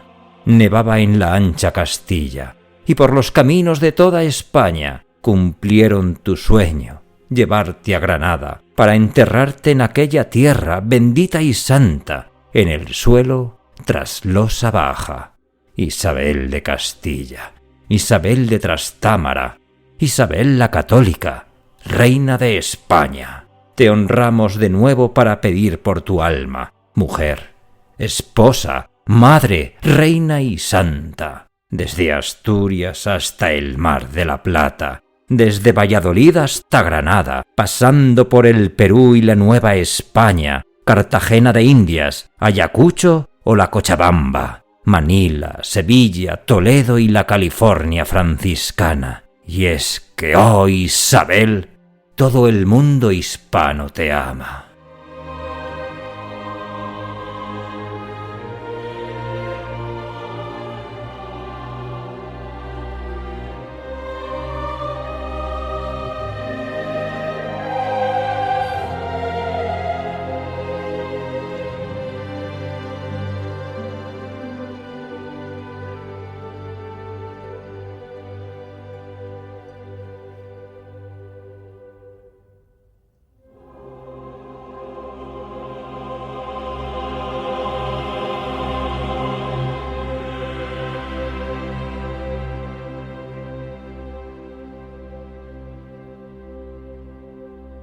Pues nada, queridos amigos, invitados, Guzmán, Olga, David, Jesús y José Luis, ha sido un placer escucharos, compartir con vosotros este ratito de radio, de historia, hablando de Isabel la Católica aquí en Medina del Campo, un lugar maravilloso de nuestra historia española y del mundo hispano.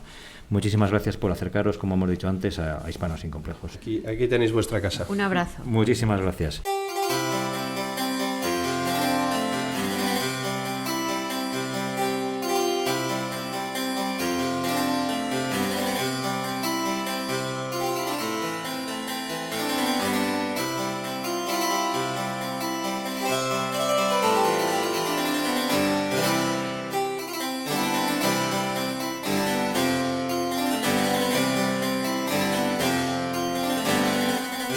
Roberto, magnífico programa.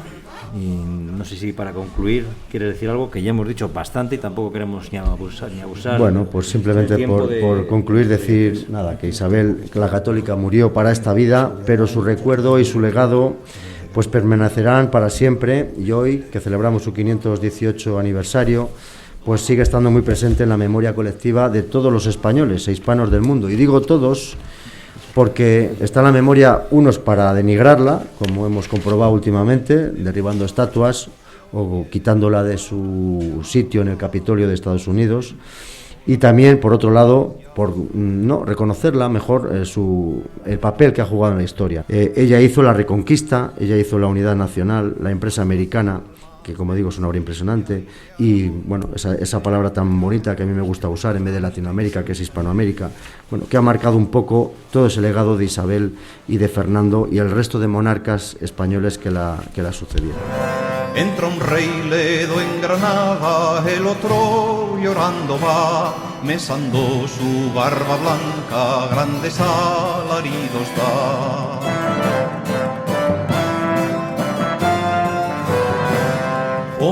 Hace unos días, ya para concluir y termino, vi por internet la charla que ha dado hace poco por aquí por España un historiador argentino, don Marcelo Gullo, que ha presentado un libro nuevo que se titula Nada por lo que pedir perdón. Y recogí una frase que le pude anotar mientras decía la conferencia, y dice así, ya termino. Somos hijos de una gran conciencia, porque la obra de España en América, más que una empresa, fue una misión del pueblo español que se volcó a estas tierras con lo mejor que tenía, su fe y su cultura. Misión que los conquistadores que en 50 años recorrieron a pie todo el continente, fundando pueblos y mezclándose sin miedo con los indios. Misión de los misioneros, la de los franciscanos, que sembraron la devoción a María, el germen profundo de la unidad y de la auténtica esperanza de los americanos. Y fuimos forjados por España, que más allá de las contradicciones y los límites en la concepción histórica, nos deslumbraron con sus leyes de Indias y con la conciencia misionera de una mujer maravillosa que la historia quiso que se llamase Isabel la Católica. Este discurso, o estas 4 palabras que acabo de citar aquí, fue pronunciado en Argentina, en la Universidad del Salvador, un 27 de mayo de 1975, por el entonces superior provincial de la Compañía de Jesús, que entonces era, adivinen, don Jorge Mario Bergoglio, actualmente el Papa Francisco.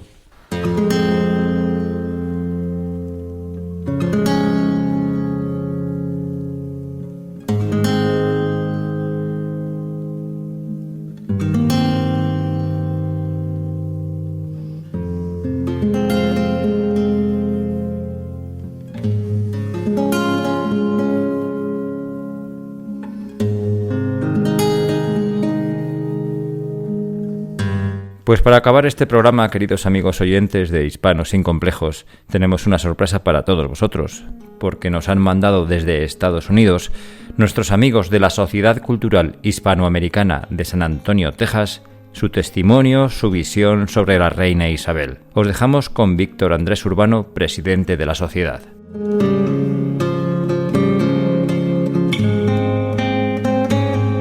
Estimados Roberto y Raúl Gómez, de Hispanos sin Complejo y amigos de la comunidad de Medina del Campo de España. Mi nombre es Víctor Andrés Urbano Franco, soy presidente de la Sociedad Cultural Hispanoamericana de San Antonio, Texas, de los Estados Unidos de Norteamérica. Reciban ustedes nuestros cordiales y sinceros saludos de los 14 países americanos miembros de nuestra organización. Hoy, 26 de noviembre del 2022, la Sociedad Cultural Hispanoamericana de San Antonio, Texas, quiere sumarse en homenaje a la celebración del 518 aniversario del fallecimiento de la reina Isabel la Católica.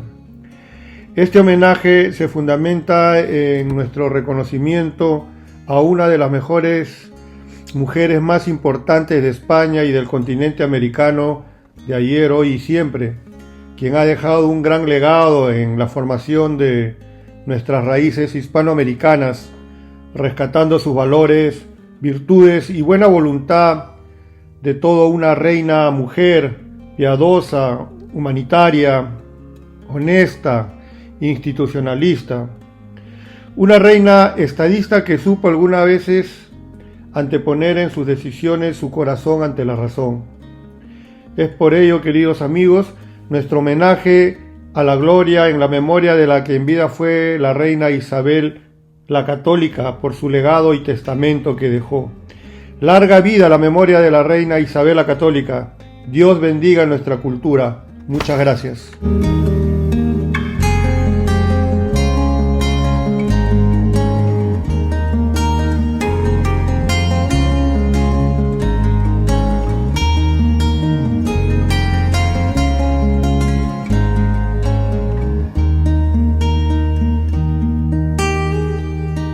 Pues muchas gracias, don Víctor, por este precioso mensaje sobre la reina, esa figura que unió y que sigue uniendo a millones de personas en todo el mundo hispano. Ahora sí, Roberto, vamos cerrando este nuevo capítulo de Hispanos sin Complejos y nos vamos despidiendo de nuestra tierra querida de Medina del Campo.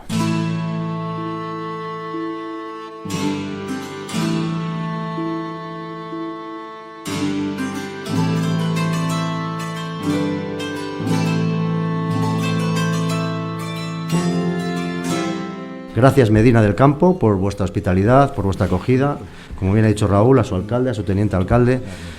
Gracias a esta bendita tierra llamada España en la que hemos tenido el privilegio de nacer para ser continuadores de su excelsa historia que, si Dios quiere, nos tiene que llevar de nuevo a esa hispanidad unida en base a un idioma, a una cultura y a una fe que nos hermanas.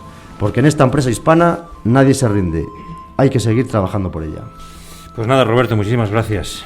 Ha sido un placer Gracias también a ti, escucharte con todo este trabajo de documentación histórica que has hecho, así que nada, muchísimas gracias. Hasta la próxima, que será muy pronto, y un abrazo, amigo mío. Muchas gracias.